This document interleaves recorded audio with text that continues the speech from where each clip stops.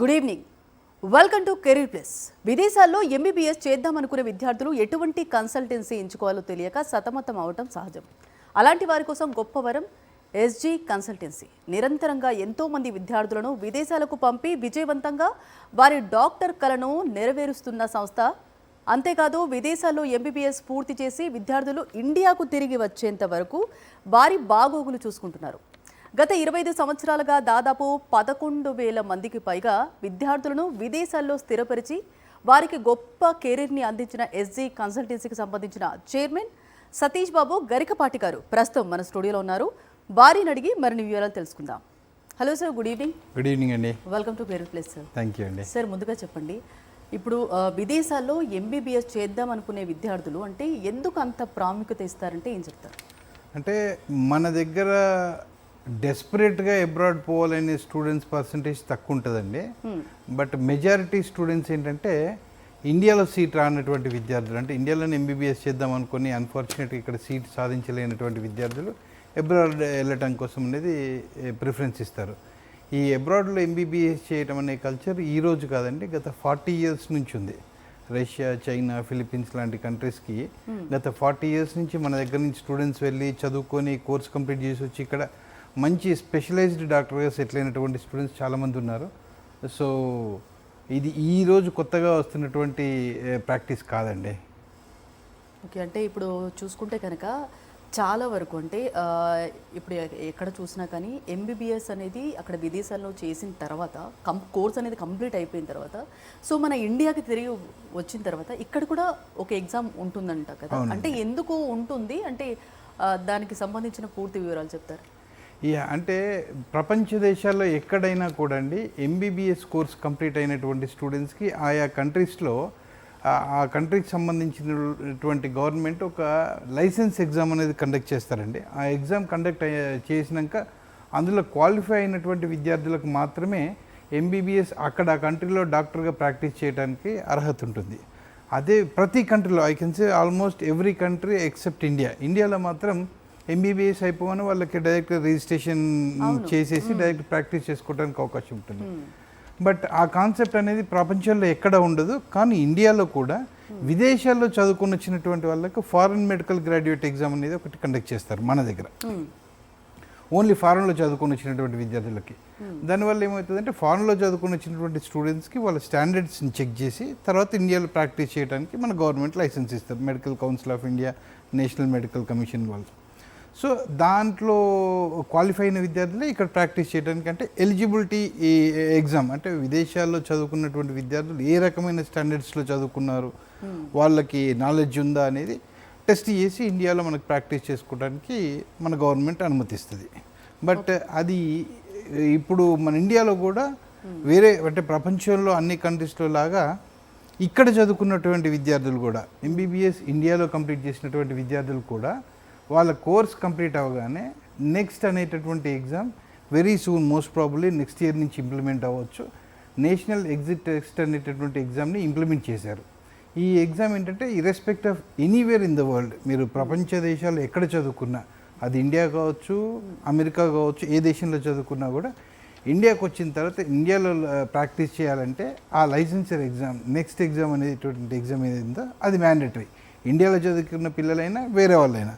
So ఇప్పటి నుంచి అబ్రాడ్లో చదువుకోవటానికి ఇంకా కొంచెం ఇంపార్టెన్స్ పెరుగుతుంది. ఎందుకంటే ఎక్కడ చదువుకున్నాం, మన ఇంటి దగ్గర మనకు అందుబాటులో ఉన్నటువంటి కాలేజ్ అయినా, ఎక్కడో ఆఫ్రికాలో ఉన్నటువంటి కాలేజ్ అయినా, రష్యాలో ఉన్నటువంటి కాలేజ్ అయినా అందరూ ఈక్వలే. ఎక్కడ చదువుకున్నా కూడా ఆ ఎంట్రన్స్ ఎగ్జామ్ అనేది రాయాల్సి ఉంటుంది. కాబట్టి ఇప్పుడు అందరు స్టూడెంట్స్ ఈక్వల్గా కన్సిడర్ చేస్తారు. కాబట్టి ఇప్పుడు రీసెంట్ 2-3 years నుంచి తీసుకుంటే ఎవ్రీ ఇయర్ అబ్రాడ్కి వెళ్ళేటటువంటి స్టూడెంట్స్ స్ట్రెంత్ అనేది పెరుగుతుంది. పర్టికులర్గా లాస్ట్ ఇయర్ కనుక చూసుకుంటే అరౌండ్ 3,000-3,500 స్టూడెంట్స్ దాకా వెళ్ళారు మన తెలుగు రాష్ట్రాల నుంచి అబ్రాడ్కి. ఈ సంవత్సరం అది 4,000 to 5,000 మెంబర్స్ దాకా వెళ్ళే అవకాశం ఉందండి. మొత్తం 2 స్టేట్స్ నుంచి కూడా కలిపి, ఏపీ తెలంగాణ నుంచి అన్ని కంట్రీస్కి మెజారిటీగా వెళ్ళే students Russia, Philippines, central America ఇట్లాంటి కంట్రీస్కి వెళ్తారండి. ఈ కంట్రీస్ అన్నిట్లో కూడా కలిపి ఓవరాల్గా ఒక 5,000 మంది స్టూడెంట్స్ వెళ్తూ ఉంటారండి. అంటే ఇప్పుడు మీరు అన్నట్టు చూస్తే అంటే అక్కడ ఎంబీబీఎస్ కోర్స్ కంప్లీట్ అయిపోయినా మన దగ్గరకు వచ్చిన తర్వాత ఎంట్రన్స్ ఎగ్జామ్ అన్నారు కదా, ఇన్ కేస్ అంటే అది ఓన్లీ ఎంట్రన్స్ లాగా అంటే లైసెన్స్ గురించేనా, లేదంటే దాంట్లో ఏమైనా ఇన్ కేస్ పర్సంటేజ్ ఏమైనా ఎలిజిబిలిటీ మ్యాచ్ అవ్వకపోతే మళ్ళీ అంటే ఏమైనా కాంప్లికేషన్స్ ఏమైనా ఉంటాయా? లేదండి, అంటే మనకి ఎగ్జాక్ట్గా ఇంప్లిమెంటేషన్ అనేది మోస్ట్ ప్రాబ్లీ నెక్స్ట్ ఇయర్ నుంచి వస్తుంది. బట్ ఫస్ట్ స్టెప్ అనేది మాత్రం జస్ట్ క్వాలిఫైయింగ్ ఎగ్జామ్ కిందనే కన్సిడర్ చేస్తారు. క్వాలిఫై అయ్యారంటే they can practice in India, first step. Second step కనుక వస్తే నెక్స్ట్ పీజీకి రిలేటెడ్గా ఇంప్లిమెంట్ చేయబోతున్నారు. సో ఒకే ఎగ్జామ్తో ఇండియాలో qualifying exam and at the same time పీజీకి కూడా రిలేటెడ్గా, అంటే అది ఎగ్జాక్ట్గా ఇంప్లిమెంటేషన్లోకి రాలేదండి. వన్స్ దే ఇంప్లిమెంట్ దాని మీద కొంచెం క్లారిటీ వస్తుంది. బట్ ఏదైనా నెక్స్ట్ ఎగ్జామ్ అనేది 100% ఇంప్లిమెంటేషన్ జరుగుతుంది. దాంట్లో ఇండియాలో స్టూడెంట్స్ అయినా ఫారెన్లో స్టూడెంట్స్ అయినా కూడా ఆ ఎగ్జామ్ తీసుకోవాల్సి ఉంటుంది రానున్న రోజుల్లో. సో ఎక్కడ చదువుకున్నారు అనేది అసలు మ్యాటర్ కాదు. ఇండియాకి వచ్చిన తర్వాత స్టాండర్డ్ ఆఫ్ ఎడ్యుకేషన్ ఉన్నటువంటి స్టూడెంట్స్ ఆ ఎగ్జామ్ ఈజీగా క్వాలిఫై అవుతారు. So that they can practice here. Okay, అంటే అబ్రాడ్లో ఎంబీబీఎస్ కంప్లీట్ చేసిన తర్వాత అంటే ఇక్కడికి వచ్చిన స్టూడెంట్స్కి అంటే మన ఇండియాలో అంటే ఎలాంటి గుర్తింపు ఉంటుంది అంటారు? సేమ్ అండి, ఇప్పుడు ఒకసారి వాళ్ళకి సో కాల్డ్ నెక్స్ట్ ఎగ్జామ్ కానీ ఎఫ్ఎంజీ కానీ ఏదైనా ఎగ్జామ్ వాళ్ళు క్వాలిఫై అయితే కనుక once they qualify that exam వాళ్ళకి ఇండియాలో మన ఎన్ఎంసి వాళ్ళ దగ్గర నుంచి రిజిస్ట్రేషన్ ఉంటుంది. ఒకసారి ఎంసీఏ రిజిస్ట్రేషన్ స్టేట్ వైజ్గా ఇండివిజువల్ రిజిస్ట్రేషన్స్ చేసుకున్న తర్వాత they are considered as local doctors. అంటే ఇక్కడ లోకల్ రిజిస్ట్రేషన్ వచ్చినటువంటి విద్యార్థులు లోకల్ అంటే ఇండియాలో చదువుకున్నటువంటి విద్యార్థులకు ఏ విధమైన గుర్తింపు ఉంటుందో ఎగ్జాక్ట్ అదే గుర్తింపు ఉంటుంది. They are equally treated. Okay, అంటే ఇక్కడ నుంచి మనం వేరే స్టేట్కి వెళ్తున్నాం అంటే ఎస్పెషల్లీ పేరెంట్స్ అంటే మిడిల్ క్లాస్ నుంచి చూసుకుంటే చాలా మంది వరకు అంటే పిల్లల సెక్యూరిటీ ఎలా ఉంటుంది, ఎస్పెషల్లీ లేడీస్కి? ఇక్కడ ఇంకా ఎక్కువ ఇండియాలో ఎక్కువ జాగ్రత్తలు ఎక్కువ ఉంటాయి లేడీస్ పట్ల. సో అక్కడ సెక్యూరిటీ పరంగా ఎలా ఉంటుందంటే ఏం చెప్తారు? ఆడపిల్లల విషయంలో మన దగ్గర ఉన్నటువంటి కల్చర్ ప్రపంచ దేశాల్లో ఎక్కడ ఉండదండి. దాదాపు అన్ని కంట్రీస్లో కూడా most of the countries I can say, అంటే నేను ప్రపంచంలో 50 పైన దేశాలు చూశాను. ఆ దేశాల్లో ఎక్కడ కూడా ఆడపిల్లల పట్ల అసభ్యంగా ప్రవర్తించటం, వాళ్ళ పట్ల వంకర చూపులు చూడటం ఇట్లాంటి సందర్భాలు ఉండవండి. ప్రతి కంట్రీలో కూడా ఆడపిల్లలు నైట్ 12 o'clock 1 o'clock జాబ్ చేసుకొని మెట్రోలో కానీ సిటీ బస్సుల్లో కానీ వచ్చి వాళ్ళు అక్కడ స్టాప్ నుంచి ఇంటికి వెళ్ళటం, అంటే ఒంటరిగా అర్ధరాత్రి పూట అన్ని చోట్లలో కూడా ఆడపిల్లలు ట్రావెల్ చేస్తూ ఉంటారు. ఆ ఇబ్బంది ఏమి ఉండదు. పర్టికులర్గా మేము పంపించే చోట మెడికల్ యూనివర్సిటీస్లోనైతే ఇంకా మేము ప్రత్యేకమైనటువంటి జాగ్రత్తలు తీసుకుంటాం. మా తెలుగు వార్డెన్స్ పర్యవేక్షణలో ఉంటారు పిల్లలు. 100% మా గైడెన్స్ ఉంటుంది.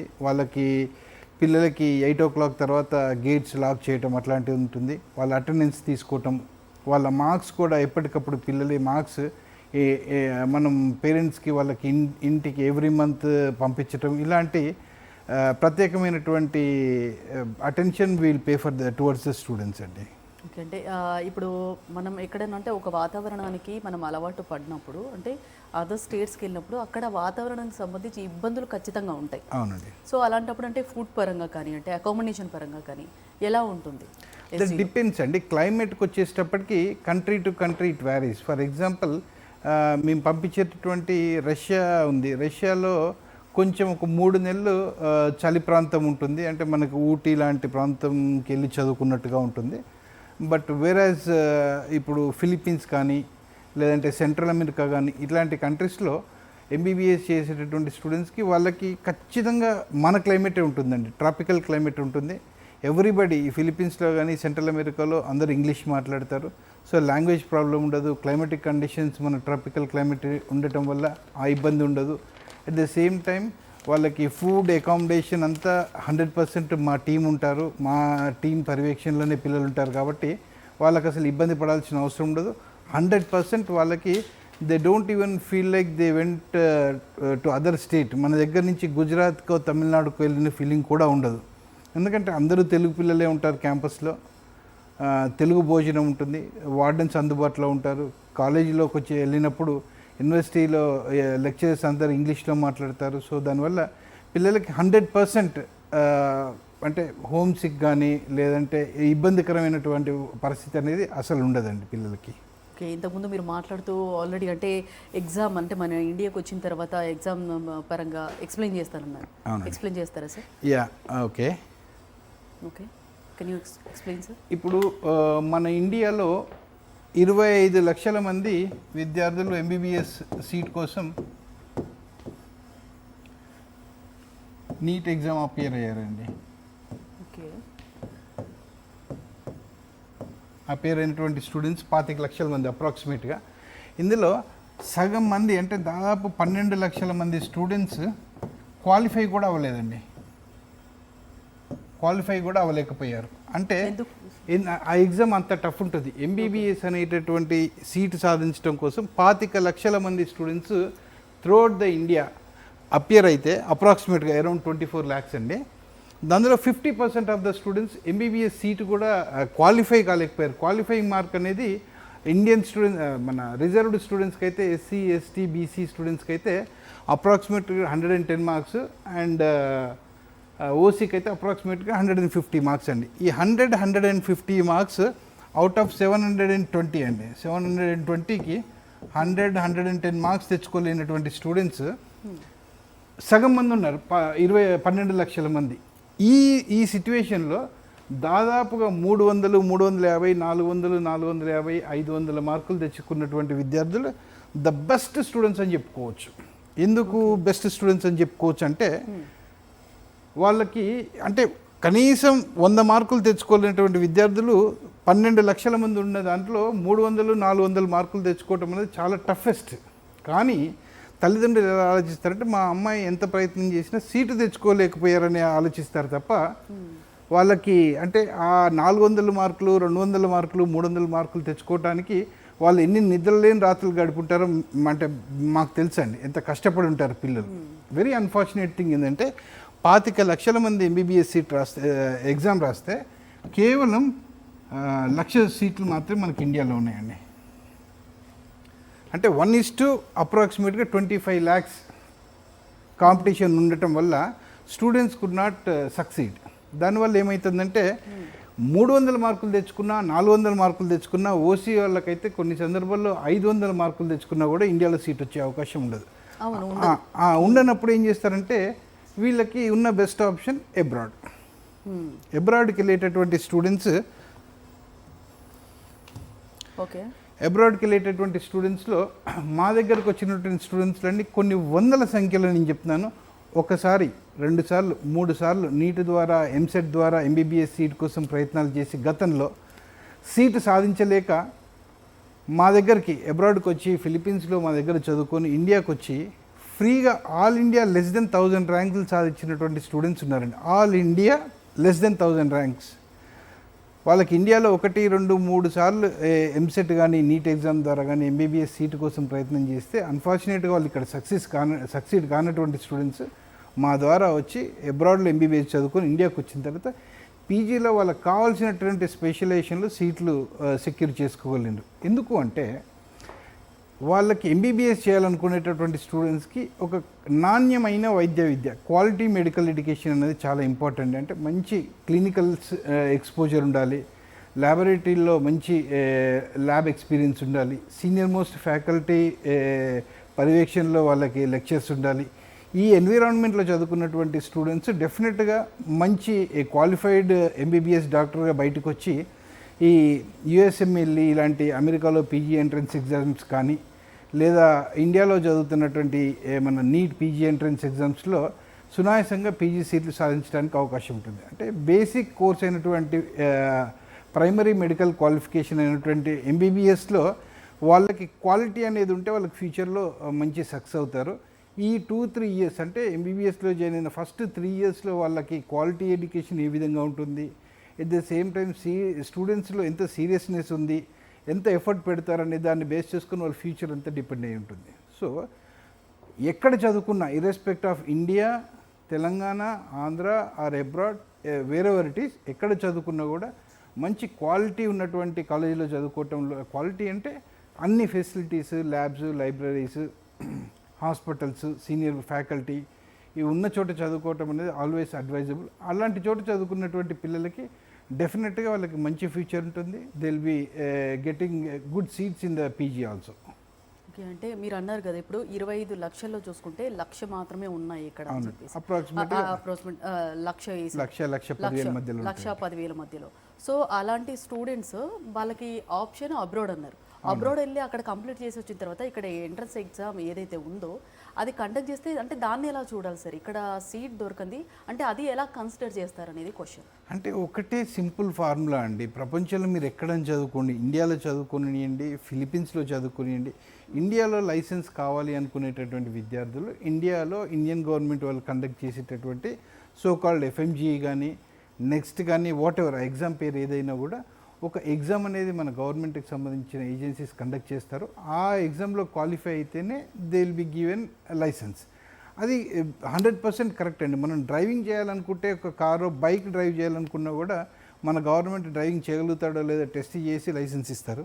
అట్లాంటిది ఒక హ్యూమన్ బీయింగ్ మీద ట్రీట్మెంట్ చేయడానికి వెళ్ళేటటువంటి ఒక డాక్టర్కి డెఫినెట్గా లైసెన్స్ అనేది మ్యాండేటరీ. అది ఆ లైసెన్స్లో క్వాలిఫై అయినటువంటి స్టూడెంట్స్కే లైసెన్స్ ఇవ్వాల్సి ఉంటుందండి. సార్ మెయిన్గా అంటే అబ్రాడ్లో వెళ్ళి ఎంబీబీఎస్ అన్నారు కదా, అంటే జనరల్గా ఏ పేరెంట్స్ అయినా స్టూడెంట్స్ అయినా అంటే ఎక్కడంటే ఏ కంట్రీకి వెళ్ళి ఎంబీబీఎస్ చేస్తే బాగుంటుందని చెప్తారు మీరు?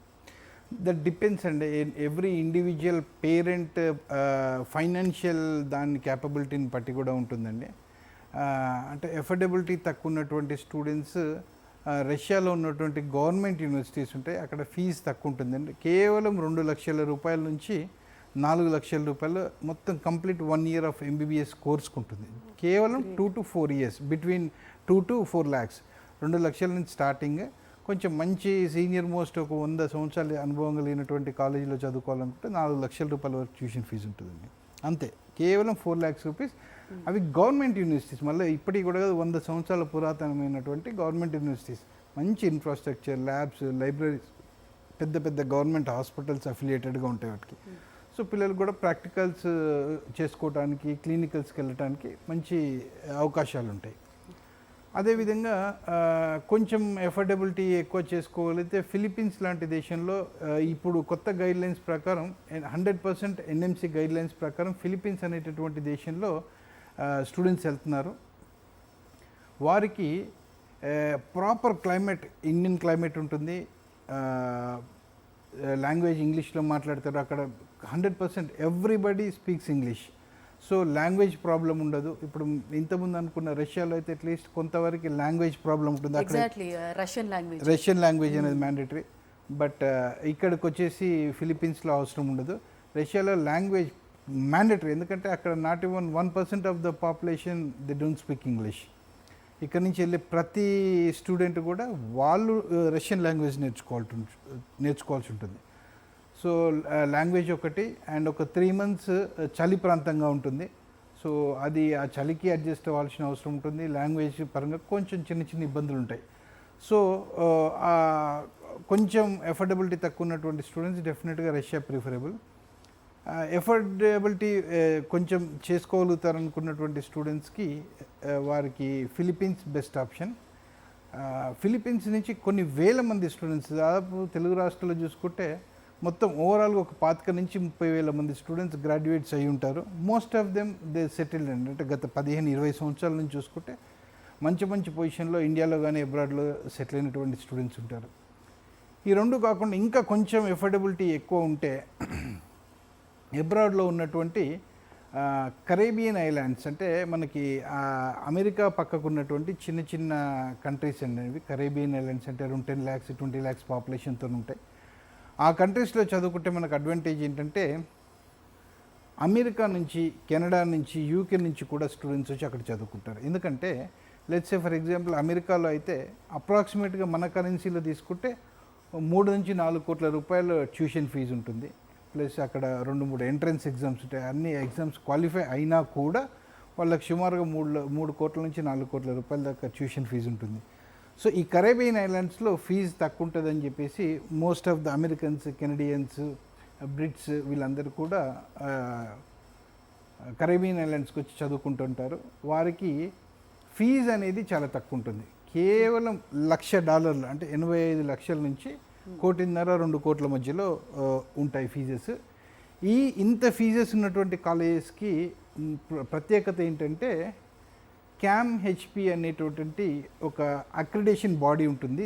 CAAM HP, cam HP accreditation ఉన్నటువంటి కాలేజెస్లో ఎంబీబీఎస్ చేస్తే డెఫినెట్గా వాళ్ళకి మంచి నాలెడ్జ్తో కూడుకున్నటువంటి ఎడ్యుకేషన్ లభిస్తుంది. ఎందుకంటే ఆ స్టాండర్డ్ ఉన్నటువంటి వాళ్ళకే ఆ అక్రిడేషన్ ఇస్తారు, ఆ అక్రిడేషన్ బాడీ. అక్కడ చదువుకున్నటువంటి స్టూడెంట్స్కి అమెరికాలో పీజీ చేసుకోవటం అనేది చాలా సునాయాసంగా ఉంటుంది. సునాయాసం అంటే కష్టపడే పిల్లలకి. ఈ యుఎస్ఎంఎల్ఏ అనేది చాలా ఛాలెంజింగ్ కోర్సు, చాలా కష్టపడాల్సి ఉంటుంది. కష్టపడి చదువుకునేటటువంటి విద్యార్థులు ఎవరైతే ఉన్నారో, అంటే నీట్ ఎగ్జామ్లో మినిమం 250, 300, 350, 400 ఆ రకంగా స్కోర్ చేయగలిగినటువంటి విద్యార్థులకి ద బెస్ట్ ఆప్షన్ కరేబియన్ ఐలాండ్స్లో బ్రిడ్స్టోన్ ఇంటర్నేషనల్ యూనివర్సిటీ అని ఉందండి.